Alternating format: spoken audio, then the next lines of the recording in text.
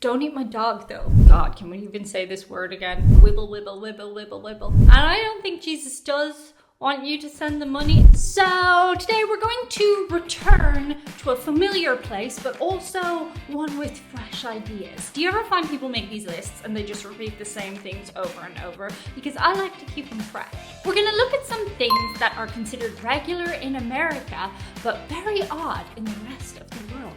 Now, as always, there are going to be exceptions to this list, and that's because I'm speaking in generalizations. The fact I still have to do a disclaimer for this, we're talking in general about things that generally happen. There are different, unique people everywhere in the world who do things that are outside of the norm. And with globalization, ideas and stuff are just becoming more widespread. People do similar things throughout the globe. But there are definitely some funny little oddities that happen that people don't consider strange until they step outside of their bubble. Oh, wait till I get to the cats.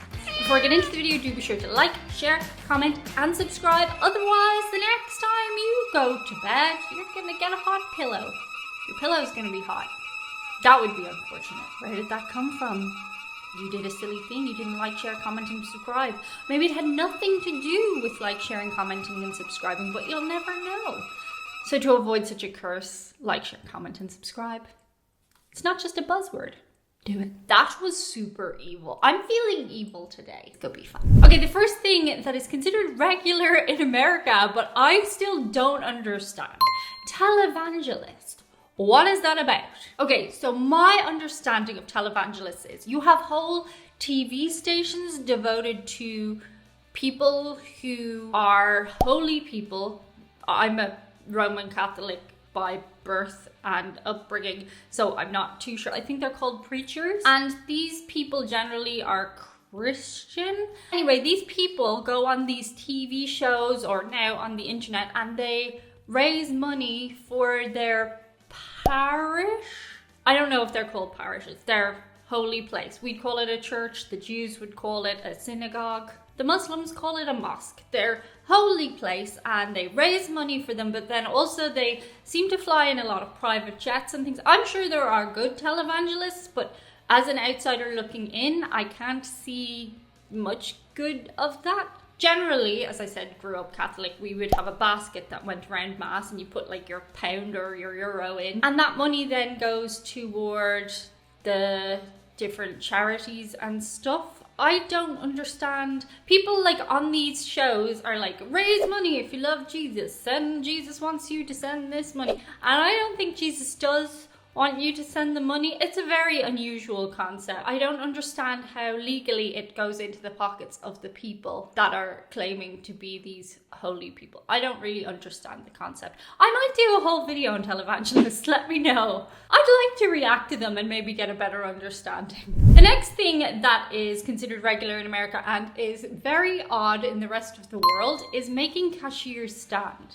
Now, maybe there are other cultures outside of America that make the cashiers stand, but in Europe, everywhere I've been, Spain, France, Ireland, the UK, everybody sits at the cash desk. And they're no less efficient for it. I don't get why you would make somebody stand. I don't get how that's considered more productive on any level. I mean, people at our tills can stand if they want to, but the chair is there. And as I understand it, like this has become a talking point in a lot of places that they're like, we demand seats. There is no logical reason, as far as I can tell, that you're not allowed to sit. The next thing that's considered unusual in the rest of the world, and this goes back to pharmacy adverts, which we've talked about before, but it's requesting branded medication. Now, don't get me wrong, in Europe, like for example, we might request Nurofen, which is a brand, but generally that would be, we don't mind what ibuprofen we get. It's just like the same way that you would refer to ketchup, you just mean tomato sauce usually. But in America, the idea of the ads is that they specifically want you to go out and request a branded version of something. In Europe, generally, we will be prescribed something by, for example, a doctor, and then you go to the pharmacy and the pharmacist might suggest a generic brand for you to take. And I'm not tied emotionally to the brand that was suggested because I haven't seen any ads about it. So yeah, Usually medication is interchangeable by the function that it does rather than the brand name that it has in Europe. So that's a little different in America. The next thing, and I know other YouTubers have talked on it, but I don't think I've ever emphasized it enough on this channel. It's when you're in a restaurant and they take your debit card away. Or your credit card. I don't have a credit card because I'm European. We don't all have credit cards. You don't need to have a load of credit to exist in the eyes of the law. But the first time it happened in a restaurant that somebody like came and brought me my bill and I had my card and they took it away. And I don't know how that isn't more of a thing that happens, people skimming your card or charging you more. I don't hear about it happening a lot, but my card going out of my eyeline is not okay. I mean, it has to be okay when I'm in America. You have to just let it happen. You have to go with the cultural norm, but it's really odd. It's a really strange thing that happens. You're putting a lot of trust in your server, and I guess that comes down to the whole, God, can we even say this word again? Tips. Oh, hell no. Like, if you give a really bad tip, will they steal your card or skim it or charge more on it? Just, I like my card. I don't want anybody else touching my card or holding my card. And that's very regular in Europe, but not so much in America. The next thing that's unusual in America is doors behind doors. Now, I think they're mostly doors for flies and keeping bugs out. We don't seem to have as big a problem as that in Europe. You guys have your front door and then you'll have another door in front of your door. I've never seen that anywhere in Europe. Sometimes we'll have a porch with like a little glass door and there'll be like a small space, like, you know, you could swing your arms around in it but not go 360, and then you'll have your front door. But I've never seen in Europe somebody with a front door and then a door right in front of that door. I think some people might use it for security, but as I understand it, they're more flimsier doors. Like you see them go wibble, wibble, wibble, wibble, wibble. I think they're mostly for bugs. The next thing, and we're getting to it now, cats, okay? In Europe, cats are treated very differently generally than they are in America. In America, as I understand it, when you adopt a cat, some places make you sign a thing that you will keep your cat inside. Indoor cats are just generally not a thing in Europe.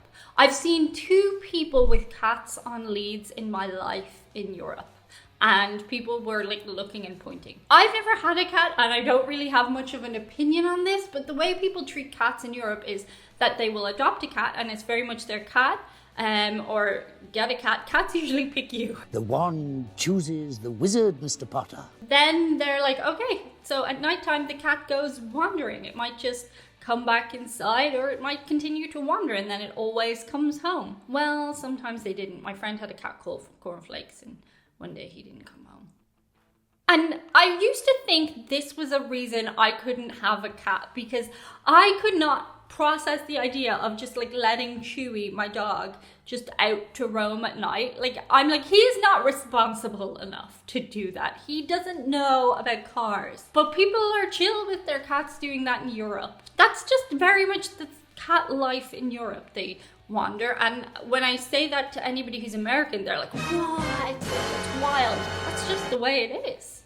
You adopt a cat and your cat likes to roam at nighttime, or in the daytime too. The next thing that is regular in America and unusual, actually not even a thing, I don't think, anywhere in Europe. I'm probably going to stand corrected on this one because I'm sure it's a very clever thing, and actually I think it would be good if we had some system like this. It's the Amber Alert. First time I received an Amber Alert on my phone when I was in the States, I was like, whoa, this is crazy and cool and scary all at the same time. And I immediately started looking out for the kid with the description that they had. Now, as I understand it, 9 times out of 10, the kid's been taken by a parent, like in a family that's combative, and usually the kid is returned. But it's a great idea for missing children. To my knowledge, we don't have any system like that in any part of Europe, but let me know if there is one. I usually will see something on Facebook or Twitter or Instagram even about a missing kid.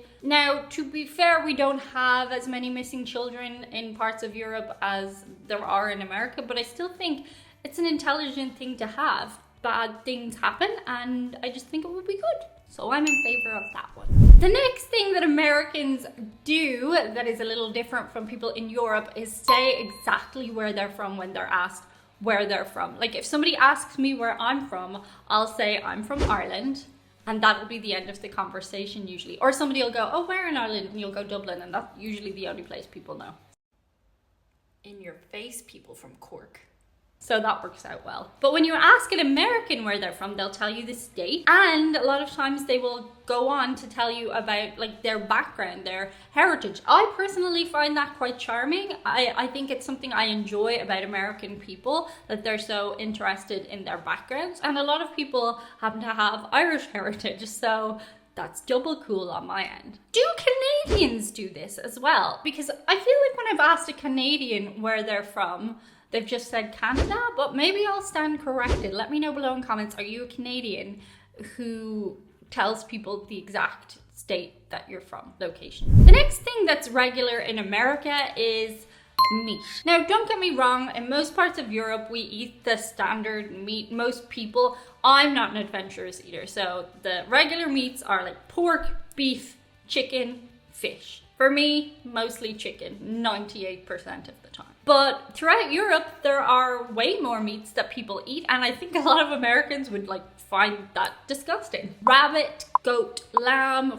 frogs, they're big ones in Europe. Where I lived in Ireland growing up, there was a butcher, and unfortunately he passed away in 2019, but he used to sell really exotic meats and people loved them. He sold kangaroo, ostrich, and crocodile, and much as I'm like, oh, not the kangaroos, not the ostriches, also like as a non-vegetarian, I feel like I can't say that, 'cause I'm like, well, no eating the dog. And the last thing that Americans see as regular that is very different in Europe is trailer parks. In America, trailer parks seem to be looked down on, as I understand it. People will generally live in a trailer park if they're having a bad run of it. In Europe, trailer parks are actually quite a well-to-do thing. People who have mobile homes, that's usually like a place they will holiday.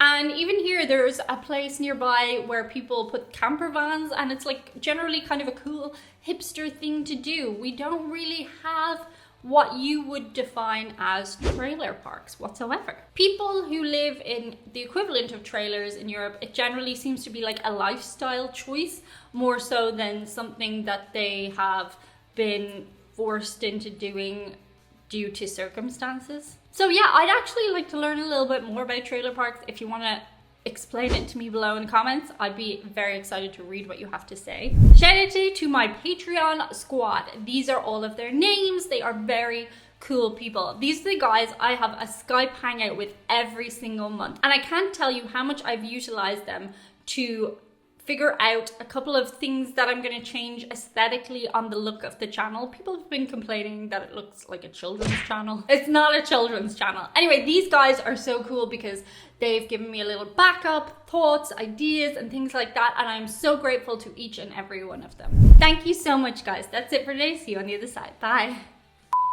In the eyes of the people that be, I'm going to stop doing this. That's annoying. Stop. Oh, we're very lazy today.